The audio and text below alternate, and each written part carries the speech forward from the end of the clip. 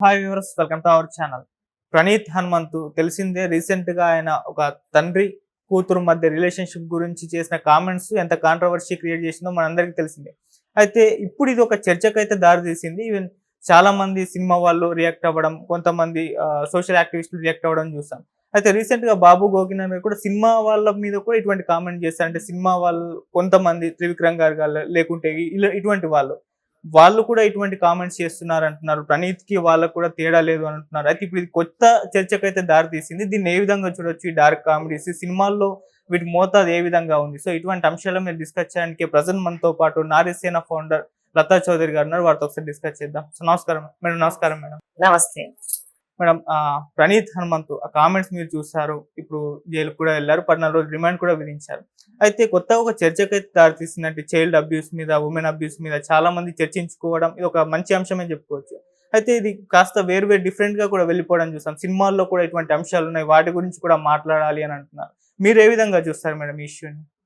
ఈ ఇష్యూని ఏంటంటే ప్రధానంగా ఇప్పుడు సోషల్ మీడియాలో ఏదైనా ఒకటి పోస్ట్ చేయాలంటే భయమేసే రోజులు ఏర్పడ్డాయి. ఒక తండ్రి కూతుర్లు వీడియో పెట్టినా, ఒక తండ్రి కూతుర్లు ఫోటో పెట్టినా దానికి అడ్డమైన భాషతో, అంటే దాన్ని ఇంకొక రకంగా, అంటే డార్క్ కామెడీ అన్నట్టు ఒక చెత్త చెదారము రాసి దాన్ని మళ్ళీ తిరిగి పోస్ట్ చేయటము, దానికి అడ్డమైన కమెంట్లు పెట్టడము. కొంతమంది ఏ పని పాటు లేని వెధవలు అంటాం కదా, వాళ్ళు కూర్చొని ట్రోల్స్ చేసే పనిలోనే ఉంటారు. మరి వాళ్ళకి ఇంకో పని ఉండదేమో, వాళ్ళు ఉద్యోగం చేయరేమో, వాళ్ళకి అక్కా చెల్లెలు లేరేమో. వాళ్ళకి అక్కా చెల్లెళ్ళు ఉంటే ఇలాంటివి చేయరు. ఒక చిన్న పిల్ల, పసి పిల్ల ఆ తండ్రి మీద ఇలాంటి అసభ్యకరమైన పదజాలం వాడి ఇంత వర్స్ట్ గా పెట్టారంటే వాళ్ళు అసలు ఏ విధంగా ఆలోచిస్తున్నారు, వాళ్ళ ఆలోచన విధానం ఎలా ఉంది, అసలు వాళ్ళ తల్లి తండ్రిని గౌరవిస్తారా ఇలాంటి వాళ్ళు? అసలు వాళ్ళకి అక్కా చెల్లెళ్ళు ఉన్నారా? పసి కందుని కూడా వదలకుండా మీరు ఈ విధంగా డార్క్ కామెడీ చేస్తున్నారంటే మీ సభ్యతా సంస్కారాలు ఎక్కడున్నాయి, ఏమైపోయాయి అసలు అని అడుగుతూ ఉన్నాను. ఫస్ట్ ఇది నేను కోరుకునేది ఏంటంటే, ఏది పెట్టినా సరే మహిళలు దొరికారంటే చాలు వాళ్ళని ఏడిపించుకొని తినేయటము, వాళ్ళని ట్రోల్ చేసేయటము. సినిమా వాళ్ళని కదా, ఎవరైనా సరే, ఎవరైనా అందమైన ఫోటోలు పెడితే చాలు తీయటము, అడ్డమైన సైట్లలో పెట్టేయటం. అడ్డమైన పేజీలు ఉంటాయి, ఏవో పేజీలు, మధ్యతరగతి అమ్మాయిలని, ఇంకొకటని అందమైన అమ్మాయిలని, వాటిల్లో ఆ ఫోటోలు పెట్టడము, రకరకాలుగా రాయటం. నేను ఈరోజు ఖాళీగా ఉన్నాను, మీరెవరైనా వస్తారా? ఏంటి, ఎక్కడికి వెళ్ళిపోతుంది సమాజం? అసలు ఏం చేస్తున్నారు మీరు? ఏమి చెప్పబోతున్నారు అసలు మీరు సమాజానికి? నాకు అర్థం కావట్లేదు. అసలు ఇలాంటివి చెయ్యాలని మీకు ఎవరు చెప్పారు, ఎవరు నేర్పిస్తున్నారు? ఇలాంటివి చేస్తే మీకు కలిగే ఆనందం ఏంటి? దానివల్ల మీకు ఒక ఎంజాయ్మెంట్ వస్తుందా? ఈ రకమైన అసభ్య పదజాలం వాడి ఒక తండ్రి కూతుర్ల గురించి, ఒక ఆడపిల్లల గురించి, ఆడవాళ్ళ గురించి, పిల్లల గురించి అదేం ఆనందం? దీన్ని ఒక సైకో అంటారు, సైకోలు చేసే వేషాలు అంటారు వీటిని. ఇలాంటివి మాత్రం మేము తీవ్రంగా ఖండిస్తాం నారీసేన నుంచి. ఎందుకు అని అంటే, గౌరవించండి ఆడపిల్లల్ని, చిన్నపిల్లల్ని. మీరు గౌరవిస్తే మిమ్మల్ని చూసి ఇంకో 10 మంది నేర్చుకుంటారు. మీరు చేస్తున్నవి ఎలాంటి అసభ్యకరమైన పదజాలము ఎంతమంది చూస్తారు మీరు పోస్ట్ చేసేది? అసలు ఒక పర్సనల్ వీడియోస్, ఫొటోస్ మిమ్మల్ని తీసుకునే అధికారం ఎవరిచ్చారు? అసలు భయపడిపోతున్నారు. వాళ్ళ పిల్లల ఫోటోలు షేర్ చేయటానికి కూడా భయపడిపోతున్నారు. పిల్లలు ఒక హ్యాపీ బర్త్డే అని పెట్టుకుంటుంది, ఏ తల్లిలో తండ్రో పెట్టుకుంటారు హ్యాపీ బర్త్డే అని. ఆ ఫోటోలు కూడా తీసి ఎక్కడ మిస్యూజ్ చేస్తారని భయపడిపోతున్నారు.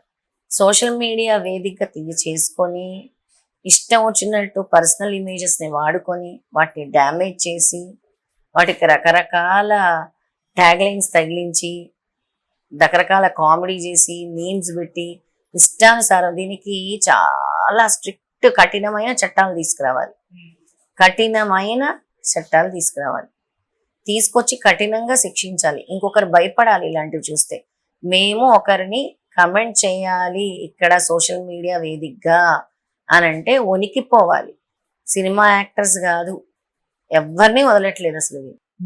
వాళ్ళు ఎక్కడో ఉన్న తండ్రి కూతురు, తల్లి తండ్రి కూతురు ఉన్నారు. అందులో ముగ్గురిని పెట్టి నువ్వు అలా ఇష్టం వచ్చినట్టు వాడేసుకొని నీ ఆనందానికి నువ్వు వాడుకుంటే నీకేమొచ్చిందిరా? నాకు అర్థం కాదు. నీకేం ఆనందం వచ్చింది? సరే చాలా మంది అంటున్నారు ఇప్పుడు జబర్దస్త్ కామెడీలు చేయట్లేదా, సినిమాల్లో చేయట్లేదా, అది ఎంటర్టైన్మెంట్. నీకేం ఎంటర్టైన్మెంట్ రా?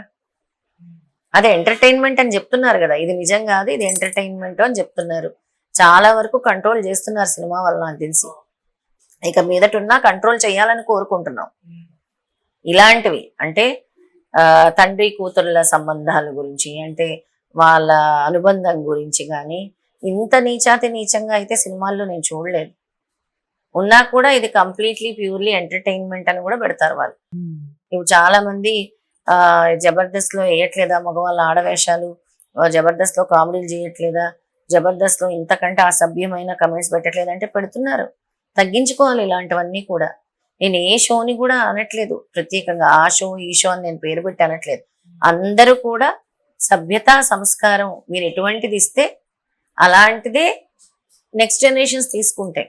మనం ఇస్తున్న మెసేజ్ ఏంటి సమాజానికి అని తెలుసుకోవాలి చేసే ముందు. నేను ఎటువంటి మెసేజ్ ఇస్తున్నాను సమాజానికి, నేను చేసే దీని వల్ల ఎటువంటి ఉపయోగం ఉందా, అది స్కిట్ అవ్వచ్చు, కామెడీ అవ్వచ్చు, ట్రోల్స్ అవ్వచ్చు, మీమ్స్ అవ్వచ్చు, ఏదైనా అవ్వచ్చు. నువ్వు చేసేదానికి ఒక అర్థం పర్థం ఉండాలి. అర్థం పర్థం లేకుండా ఎవరు పడితే వాళ్ళ ఫోటోలు తీసుకొని, ఎవరు పడితే వాళ్ళ వీడియోలు తీసుకొని నీకు ఇష్టం వచ్చినట్టు రాసుకుంటూ వెళ్ళిపోతే ఏమవుతుంది? ఇప్పుడు మరి ఆ ప్రణీత్ హనుమంతుకి శిక్ష పడింది అంటే మరి తప్పు చేశాడు కాబట్టి అనుభవింపక తప్పట్లేదు. అంటే ఆయన్ని ఎందుకు టార్గెట్ చేశారు అంటే మిగతా వాళ్ళందరూ భయపడాలి. ఎప్పుడో ఒకప్పుడు ఇలాంటి సిచ్యువేషన్ అందరికీ వస్తుంది. ఎవరైతే తప్పు చేశారో వాళ్ళందరికీ ఇలాంటి సిచ్యువేషన్ రాబోతుంది. ఎందుకు రాదు? స్ట్రిక్ట్ గా ఉండాలి ఇలాంటి విషయాలు. ఏంటా ట్రోలింగ్ కూడా ఒక అర్థం ఉండాలి కదా. చిన్న పిల్ల, చంటి పిల్ల, ఆ చంటి పిల్లకి తండ్రికి ఏంటది? ఎవరు ఊరుకుంటారు అసలు? పిల్లలంటే మనము చాలా ముద్దు చేస్తాము, ఎత్తుకుంటాము. అలాగా వాడి కంటికి ఎలా కనబడిందో ఆ పిల్ల, నిజంగా అడుగుతున్నాను, వాడి కంటికి ఎలా కనబడిందో ఆ పిల్ల. అందుకనే వాడికి తగిన శిక్ష పడింది అసలు. అంటే ఇలా ఇంకొంతమంది కూడా చేశారు, ట్రోల్ చేశారని విన్నాను. ఎవరైనా సరే, గతంలో మా నారీసేన ఇలాగే దిశ కేసులో అయినప్పుడు అసభ్యంగా ఒకడు కమెంట్స్ పెట్టి ప్రతి స్త్రీ, ప్రతి ఆడది కూడా కాండమ్స్ క్యారీ చేయాలి ఇలాంటి పిచ్చి మాటలు మాట్లాడితే ఇంటికి వెళ్ళి, మొత్తం మా నారీసేన ఇంటికి వెళ్ళి వాళ్ళ అమ్మా నాన్నతో మాట్లాడి వాడు ఎక్కడుంటే అక్కడి నుంచి ఇక్కడ పిలిపించి కేసు ఫైల్ చేశాము. సైబర్ క్రైమ్ లో కేసు ఫైల్ చేశాం. అరెస్ట్ చేసి తగిన శిక్ష విధించారు. ఇది వీడియో కూడా ఉంది, చూడండి మీరు. అప్పుడులో వైరల్ కూడా దిశ కేసులో సేమ్ ఇలాంటి కమెంట్సే చేశాడు. ప్రతి ఆడవాళ్ళు ఏముంది క్యారీ చేసేస్తే సరిపోద్ది అని పెట్టాడు. అంటే అది కరెక్టా? దాన్ని యాక్సెప్ట్ చేయాలా? ఎక్కడ క్యారీ చేయాలి? దీనికి క్యారీ చేయాలి. అమ్మాయి చచ్చిపోయిన బాధలో వాళ్ళ తల్లిదండ్రులు ఉంటే, ఆ అమ్మాయి అనవసరంగా చనిపోయిందన్న బాధలో ప్రతి స్త్రీ ఉంటే, ఆడవాళ్ళందరూ బాధపడుతూ ఉంటే వాడు మాట్లాడుతున్న మాటలేంటి? ప్రతి ఆడవాళ్ళు ఏమవుద్ది, రేప్ అయితే ఏమవుద్దని మాట్లాడాడు. Every women should be raped అంట. అసలు ఏంటది? ఏం మాట్లాడుతున్నాడు? అప్పుడు మేమందరం కలిపి గ్రూప్ ఆఫ్ ఉమెన్, మేమందరం నారీసేన టీం మొత్తం కలిపి వెళ్ళి వాళ్ళ ఇంటికి వెళ్ళి వాళ్ళ అమ్మతో మాట్లాడి, అమ్మా మీరు మీ అబ్బాయిని ఏ విధంగా పెంచారమ్మా, మీ అబ్బాయి సోషల్ మీడియాలో ఈ విధంగా పోస్టులు పెడుతున్నాడు, మేము కేసు ఫైల్ చేస్తున్నాము, ఇలాంటివి మీరు సమర్థిస్తారంటే లేదమ్మా తప్పు అని ఒప్పుకుంది ఆవిడ. మహాతల్లి. ఏ తల్లి కూడా కొడుకును అలా పెంచదమ్మా. వీళ్ళకు ఉండే ఇతర ప్రాబ్లమ్స్, వీళ్ళ ప్రేమల్ ఫెయిల్యూర్స్, లేదా వాళ్ళకు ఉండే ఏవైతే మానసిక ప్రాబ్లమ్స్ ఉంటాయో, మెంటల్ ప్రాబ్లమ్స్, అవన్నీ తీసుకొచ్చి ఇలా చేసుకుంటారు వాళ్ళు. ఒక సైకోల్ గా మారి ఈ విధమైన కమెంట్స్ పెడుతుంటారని వాళ్ళ అమ్మ చెప్పింది. నిజంగా వాళ్ళ అమ్మ నాన్న చూస్తే ఎంతో బాధేసింది మాకు. వాళ్ళు ఎంత చక్కగా ఉన్నారు, సాంప్రదాయంగా ఉన్నారు, ఇలాంటి కొడుకు పుట్టాడేంటమ్మా, ఇంత అసభ్యకరమైన కమెంట్స్ పెట్టాడేంటి అసలు అని మేము వెళ్ళాం. ఆవిడ ఎంతో అసలు బాధపడింది. నేను ఇస్తున్నాను హామీ, ఇంకోసారి మా అబ్బాయి ఇలాంటివి పెట్టకుండా. అలా ప్రతి ఒక్క తల్లి వాళ్ళ పిల్లలకి చెప్పుకోవాలి. వాళ్ళ పిల్లలు ఏం చేస్తున్నారో గమనించుకోవాలి. ఇలాంటి అడ్డమైన కమెంట్లు పెట్టేటప్పుడు బ్లాగ్ ఒకటి కొట్టాలి. తల్లి లేదా ఇంట్లో? నీ తల్లినైతే అలా అంటావా? నీ అక్కనైతే అలా అంటావా? నీ అక్క కూతురునైతే అలా అంటావా? చిన్నపిల్లని కొన్ని అన్నయ్య కూతురునైతే అలా అంటావా? ప్రతి ఒక్కరు నీ ఫ్యామిలీ అని అనుకోవాలి. ఎందుకు అనుకో? All Indians are my brothers and sisters అని ప్లెడ్జ్ ఎందుకు చెప్తున్నాం? All Indians are my brothers and sisters అని ప్లెడ్జ్ చెప్తున్నాం కదా.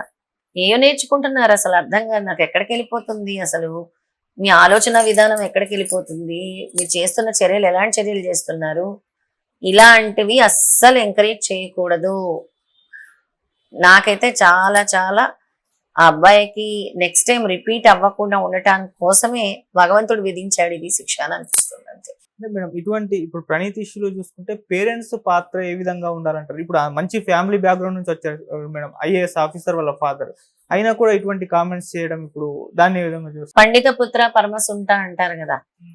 తల్లిదండ్రులు ఏం చేస్తారు? ఈ పిల్లలు ఇలా తయారవుతారు. తల్లిదండ్రులు మేము ఏం తప్పు చేసామమ్మా, మేము వాళ్ళకి కావాల్సినవన్నీ ఇచ్చాం. ఇలాంటి సంఘటనలు మేము చూస్తూ ఉంటాం, వెళ్ళి తల్లిదండ్రులతో మాట్లాడుతుంటాం. మా అబ్బాయిని అందరు పెంచేలాగే పెంచామమ్మా.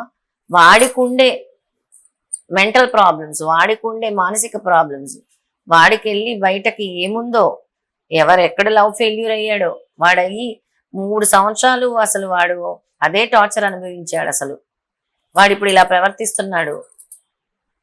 దీన్ని ఏమంటారు? మానసిక రుగ్మత అంటారు కదా. అలా అంటామా? వీళ్ళని సైకోలు అంటామా? ఉన్మాదులు అంటామా? ఏమని అంటాం? వాళ్ళ తల్లిదండ్రులు తప్పుడు వాళ్ళు కాదు. తల్లిదండ్రులు ఏ తల్లిదండ్రులైనా మా పిల్లలు సరైన మార్గంలోనే ఉండాలని కోరుకుంటారు. పిల్లలు అర్థం చేసుకోవాలి, కానీ తల్లిదండ్రులు గమనించాలి ఏం చేస్తున్నారు పిల్లలు. నీ కొడుకు ఏం చేస్తున్నాడు? ఐఏఎస్ అంటున్నారు కదా తండ్రి. మరి తండ్రి దీన్ని ఒప్పుకుంటాడా? వాళ్ళ అబ్బాయి చేసిన తప్పుని ఒక ఐఏఎస్ గా సమర్థిస్తాడా? ఈ తప్పుని ఏమంటాడు? మా కొడుకు చేసింది కరెక్టే, మా కొడుక్కి శిక్ష పడకూడదు అని అంటాడా? వాళ్ళ అన్న కూడా ఖండించాడు. ఎవరైనా ఖండిస్తారు, ఎవరైనా ఆ ప్లేస్ లో ఖండిస్తారు. ఇలాంటి సిచ్యుయేషన్స్ మేము అర్లియర్ ఫేస్ చేసాము. నారీసేనలో ఇంటికి వెళ్తాం, మేము వాళ్ళ తల్లిదండ్రులతో మాట్లాడతాం. ఇలాంటివి ఎందుకు ఇలా మాట్లాడుతున్నాడు? సోషల్ మీడియా వేదికగా ప్రతి ఒక్క మహిళని కించపరుస్తూ మాట్లాడాడు మీ అబ్బాయి, ప్రతి ఒక్క మహిళని అని మేము అడిగాము. స్ట్రిక్ట్ గా యాక్షన్ కూడా తీసుకున్నారు పోలీసు. అబ్బాయి రాగానే తీసుకొని కౌన్సిలింగ్ చేసి కొన్ని రోజులు పెట్టి మళ్ళీ అరెస్ట్ చేసి పంపించారు. అలా ఏ తల్లిదండ్రులు కూడా అబ్బాయి చెడిపోవాలని పెంచరు.